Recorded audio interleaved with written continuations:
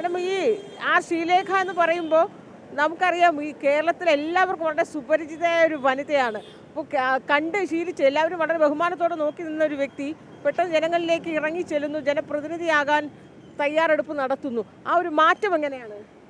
പെട്ടെന്ന് ജനങ്ങളിലേക്ക് ഇറങ്ങി ചെല്ലുക അല്ല. ഞാൻ പോലീസിലിരുന്നപ്പോഴും ജനങ്ങളുടെ ഇടയിൽ നിന്ന് പ്രവർത്തിച്ചിട്ടുള്ള ആളാണ്. ഇത് വേറൊരു വേഷത്തിൽ വരുന്നു എന്നേ ഉള്ളൂ, ഒരു രാഷ്ട്രീയ കുപ്പായം ഇട്ടുകൊണ്ട് വരുന്നു. അപ്പോൾ അതിലൊരു വ്യത്യാസം ഫീൽ ചെയ്യുന്നത് കുറച്ചും കൂടെ ഊഷ്മളതയുണ്ട്. ആളുകൾ കുറച്ചും കൂടെ സ്വീകാര്യത കാട്ടുന്നു, എന്നോട് കൂടുതൽ സ്നേഹം കാണിക്കുന്നു. പോലീസായിരുന്നപ്പോൾ ഒരു ചെറിയ അകൽച്ച, ഒരു ബഹുമാനമോ യൂണിഫോമിനോടുള്ള പേടിയോ എന്തൊക്കെ ഉണ്ടായിരുന്നു എന്ന് തോന്നുന്നു. പക്ഷെ ഇവിടെ കുറച്ചും കൂടെ ഒരു സന്തോഷമുണ്ട്. ഇത്തവണ പ്രതിപക്ഷത്ത് നിന്ന് ഭരണത്തിലേക്ക് കയറുക എന്ന് പറയുന്നത് വലിയൊരു വെല്ലുവിളിയാണ്. ഒട്ടുമല്ല. വളരെ ഈസി ആയിട്ട് നടക്കുന്ന കാര്യമാണ്. ഇത് ഓൾറെഡി നടന്നു കഴിഞ്ഞു എന്ന് തന്നെയാണ് പറയാൻ സാധിക്കുക.